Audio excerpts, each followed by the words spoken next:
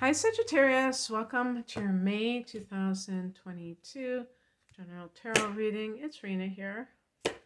Sun in Sag, Mercury in Sag. Ooh, I can dig it. I can dig that too. Let's go for 3 Major Arcana cards, baby. Well, it's kind of, I always say the Four of Swords is like a Minor Arcana version of the Hermit. Oh, there we go. There we go, baby.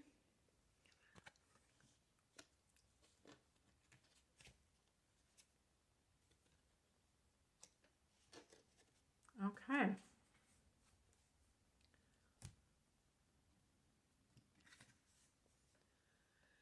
The heart of the matter is the Hermit card, and this is a card of contemplation, solitude, going within instead of without. I just did Aries reading, and I got this as the final card. So fire energy, usually the yang energy is masculine. It's out there in the world.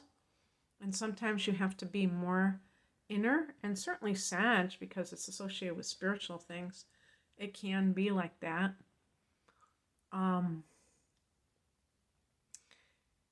There are different seasons in our life that make us more inclined to be that way versus others, of course. In the past position, we have the Strength card. So feeling that for some Sages, if you have been in a relationship and gotten out of it, you're more comfortable with your alone time. And you know, this is usually something that Sag excels in and doesn't, you know, is not something you have to pat yourself on the back, but some Sages may have inner planets in Libra, like Venus in Libra, and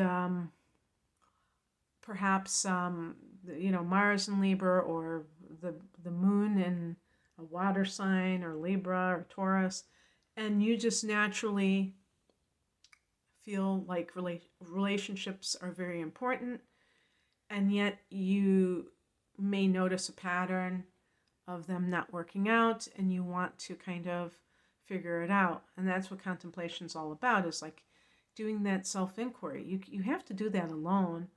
I mean, of course, sometimes people can use like a counselor or other, like a group dynamic can sometimes help if the people are very enlightened, but sometimes you have to trace this yourself, because only you know what you've been dealing with. The Strength card is connected to Leo, so there might be a Leo person involved, but there's a sense of solitude with the Hermit. And it can be that, you know, the Strength card can be recovering, physical recovery, where you feel that but I see it, because the Hermit card is about solitude. I see it more as you feeling a lot more secure within yourself to now just focus on your spiritual path, spiritual growth, and things like that, rather than oh, you know what?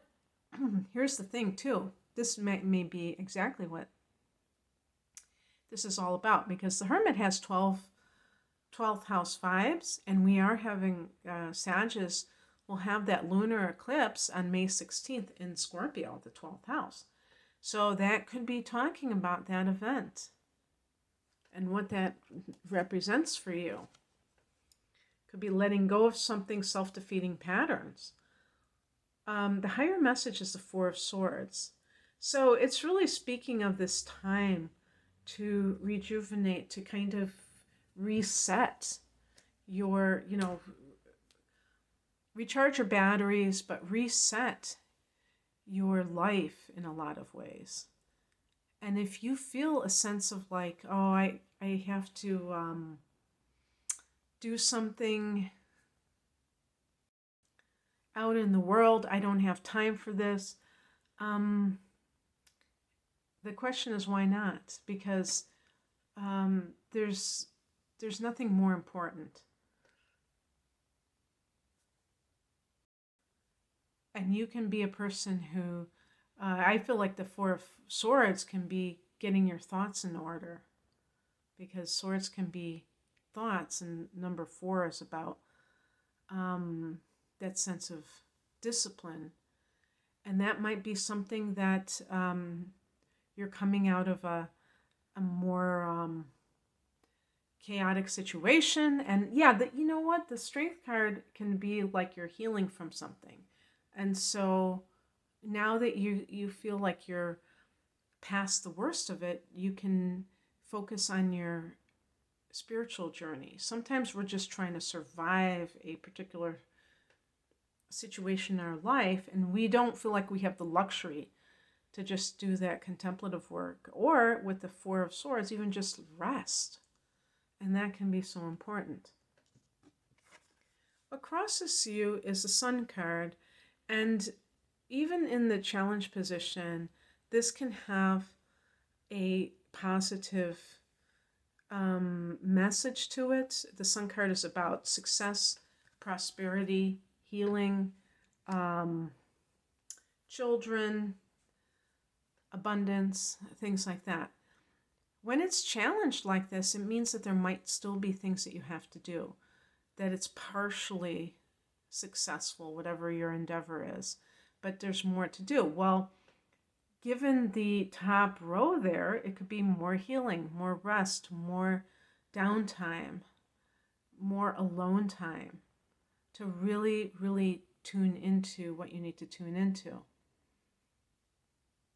And, I was just thinking about myself, working from home, and I like to hang out in cafes because that gives me some kind of a sense of being in touch with the outside world. But sometimes if you're going through something and you're trying to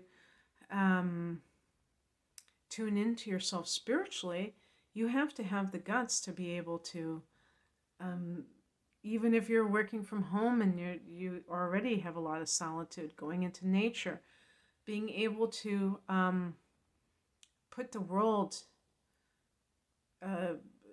kind of at bay for a while you pursue something that you're trying to get to the root cause of.